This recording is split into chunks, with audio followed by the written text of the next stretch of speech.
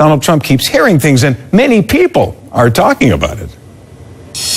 After the debate performance, where I think you will say almost everybody said Trump won, is that a correct statement, Sarah? A strong debate. Okay, well, most people said I won, and I think you believe that too.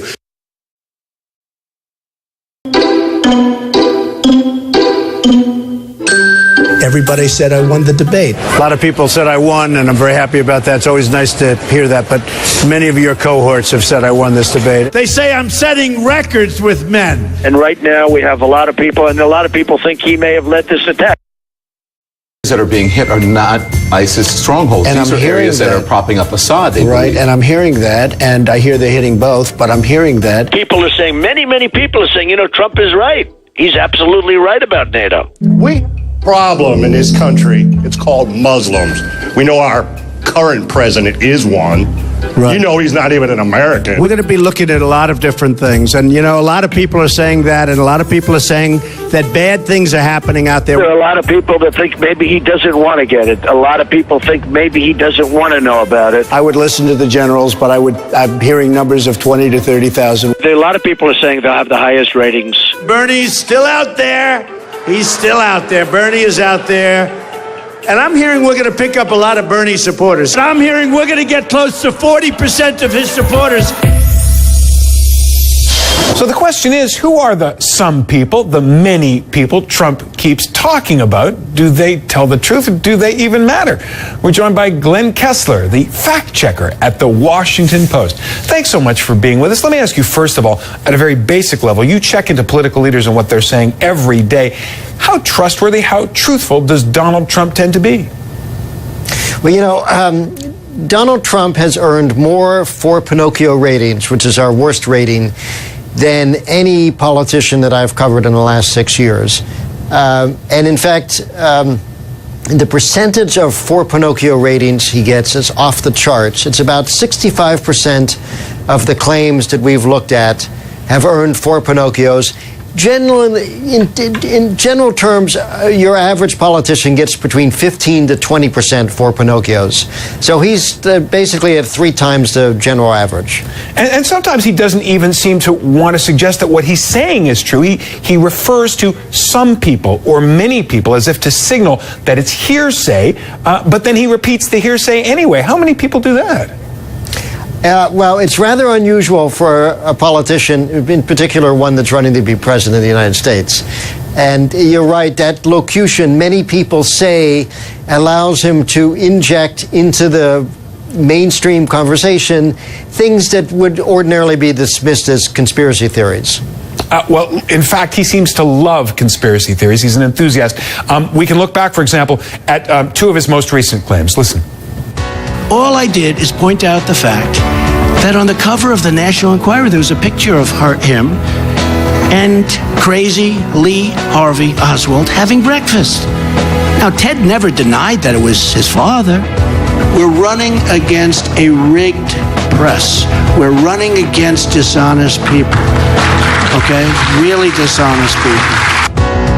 And here, this tweet. Many people are saying that the Iranians killed the scientist who helped the U.S. because of Hillary Clinton's hacked emails. You looked into these theories. Is there anything to them? No, both of these are crazy, frankly. The thing with involving Ted Cruz's father, he said Ted Cruz never denied that. Actually, Ted Cruz denied it repeatedly over and over again, and all sorts of photo experts who looked at the photograph said that was not Ted Cruz's father. In the case of Iran and the defector, I documented how that Iranian defector, his name, his image, what he had done for the United States, had all been widely publicized in the American media on the front page of the Washington Post and New York Times well before Hillary Clinton received 2 cryptic emails that didn't even mention the name of the defector. So it's, as I wrote in my piece, all Donald Trump had to do was check the newspaper clips before he went off on a conspiracy theory. Glenn Kessler of the Washington Post. We're grateful. Many people say it. You're welcome. In our tweets of the week, Trump's favorite phrase, many people are saying. SD2000 depicts Trump as a baby, tweeting, many people are saying Donald Trump is afraid of a debate, referring to Trump's refusal so far to commit to any of the 3 scheduled presidential debates against Clinton. Wes Morton tweets, many people are saying Trump never actually says anything when he speaks.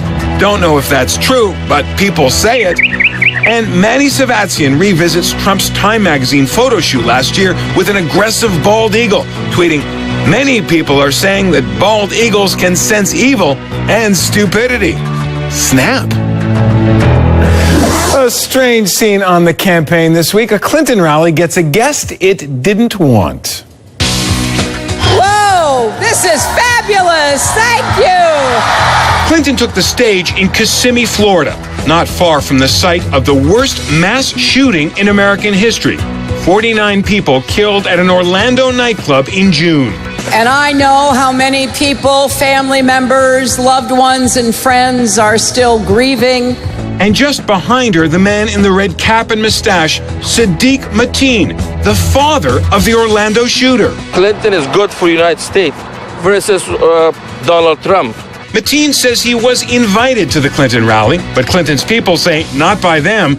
At one of his rallies, Trump tore into Clinton about it. Wasn't it terrible? Not knowing apparently who was behind him. Just over his shoulder, former Congressman Mark Foley, who resigned in disgrace after making sexual advances to congressional interns. There was other trouble for Clinton this week, also lurking in the background. Those emails. They're back. The State Department when Hillary Clinton was Secretary of State.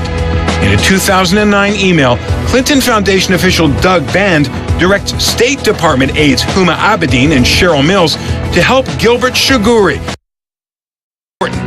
Abedin replied she would talk to the U.S. ambassador. Another break now, and then... Temper